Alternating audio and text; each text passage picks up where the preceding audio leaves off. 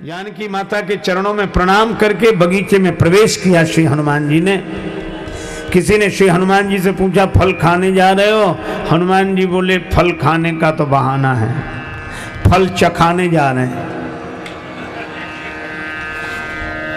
फल खाने का तो बहाना है, फल चखाने जा रहे हैं। किन्हें फल चखाने जा रहे हो? का जो फल रखाने के लिए बैठे हैं, खुद खाते नहीं, दूसरे को खाने देते नहीं। तो कौन सा फल चखाओगे? भगवान के भजन नहीं करने का जो फल होता है वह मिलना चाहिए। चले नाय सिर बैठे बागा, बगीचे में प्रवेश किया।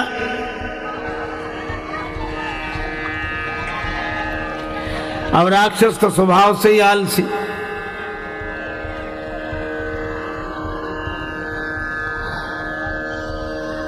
एक राक्षस ने दूसरे से कहा कि देखो देखो एक बंदर आ रहा है। दूसरा बोला, आने दो, ऐसे बंदर तो आते ही रहते हैं।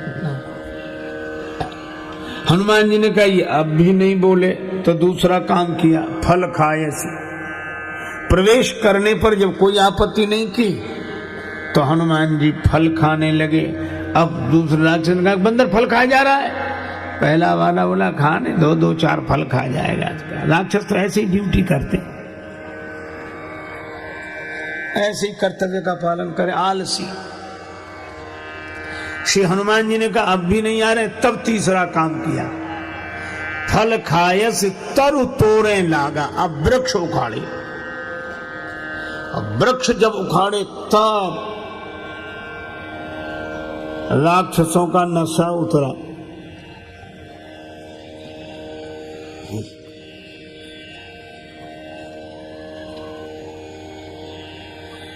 वे सोचने लगे कि फल गायब हो जाए तो कह दें कि वृक्ष में इतने ही फल लगे थे, पर वृक्ष ही गायब हो जाए तो रावण को क्या जवाब देंगे,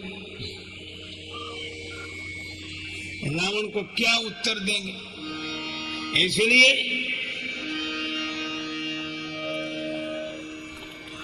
अब ये रखवाले हनुमान जी को पकड़ने के लिए दौड़े। एक राक्षस ने कहा क्या कर रहे हो? हनुमान जी ने कहा तुम्हारी प्रतीक्षा आओ।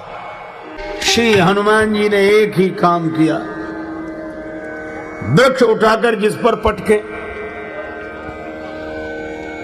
बोलो गदा से तो मरते तो दो एक मरते, अब वृक्ष ही पटकेंगे तो दो एक मरेंगे। राक्षस प्राण बचाकर भागे। नाथ एक आवा कपिभारी, सो अशोक वाटिका उजारी। रावण को खबर लगी, अक्ष कुमार को भेजा। अक्ष कुमार सामने आया तो कपीसम अक्ष हंतारम। अक्ष तो प्रत्यक्ष होते ही परोक्ष हो गया, पता ही नहीं लगा कहां गया।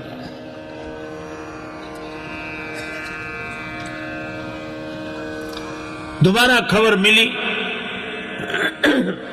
तो मेघनाद आया। पहले थे भट्ट, अक्ष कुमार के संग चला संगले सुभट अपारा, भट्ट सुभट, और मेघनाद के संग रहे महाभट्टता के संगा। भट्ट सुभट महाभट्ट, हनुमान जी ने सबको भटाभट कर दिया, एक नहीं बचे। कछु मारे कछु मर दिस, कछु मिले ऐसी धरी धूल। पेड़ पटक के कुछ को तो मार दिया, कछु मर देसी। एक राक्षस को इस हाथ में पकड़ा, एक को इसमें, कछु मर देसी। अब वो चिल्लाए बचाओ बचाओ बचाओ। हनुमान जी कहते खूब चिल्लाओ, हमें मजीरा बजा के कीर्तन करने की आदत है। अब वो दूसरे राक्षसों से कहे बचाओ बचाओ, वो कहेंगे बचाएं, तो तब जब वहां तक पहुंचे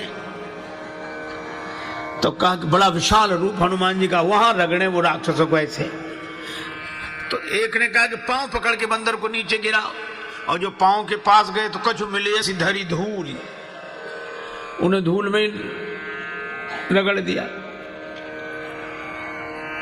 किसी ने श्री तुलसीदास जी से कहा कि राक्षसों की संख्या आपने नहीं लिखी, कितनों को मारा, कितनों को रगड़ा, कितनों को धूल में मिलाया, ना नाम लिखे। तुलसीदास जी बोले मरने दो, राक्षस कौन से बड़े महापुरुष हैं जो इनकी पुण्य जयंती मनाई जाएगी, याद रखा है। तो का कुछ को तो बचने दो जो खबर करे रावण को। कछ पुनि जाए पुकारे प्रभु मरकट बल भूरी, तब मेघनाद आया रहे महाभटता के अंगा, गह गए कपि मर्दई निज अंगा। पर यहाँ एक संकेत मिलता, हनुमान जी जैसा बलवान कोई नहीं, वीर कोई नहीं, लेकिन हनुमान जी वीर हैं, उद्दंड नहीं है। वीर होना जिंदगी की शोभा है, वीरता गुण है, उद्दंडता दोष है। वीरता में अपना स्वाभिमान है, उद्दंडता अपने से बड़ों का अपमान करती है। श्री हनुमान जी महाराज के सामने मेघनाद ने ब्रह्मास्त्र का प्रयोग किया। ब्रह्मास्त्र ही साधा कपि मन कीन विचार। नगर में प्रवेश किया तो पूर्व रखवारे देख वो कपि मन कीन विचार। अशोक वाटिका में आए तो कपि कर हृदय विचार, और ब्रह्मास्त्र साधा गया तो कपि मन कीन विचार।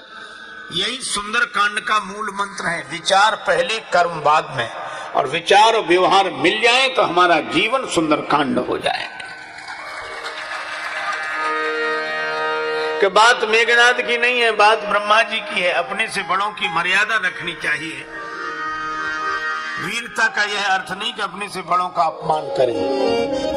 अगर ब्रह्मा जी की मर्यादा नहीं मानूंगा तो महिमा नहीं रहेगी अपने से बड़ों की।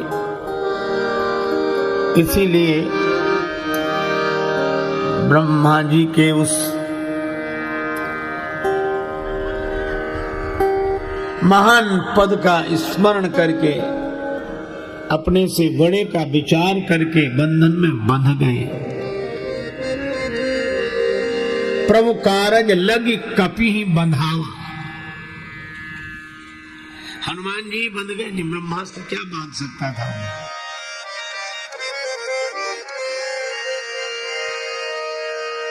तेहि देखा कपि मूर्छित भयउ नाग पास, बांधे सी ले गए। हनुमान जी मूर्छित हुए। अब राक्षस तमाशा देखने गए कि बंदर तो मूर्छित, देखो तमाशा देखो, तमाशा देखो। और हनुमान जी ने मूर्छित होने के पहले ही देख लिया कि तमाशा देखने वाले किधर खड़े हैं, उन्हीं पर गिरे। पर त्यों बार कटक संहारा, संभल कर बैठना जलवे मोहब्बत देखने वालों, तमाशा खुद न बन जाना तमाशा देखने वालों।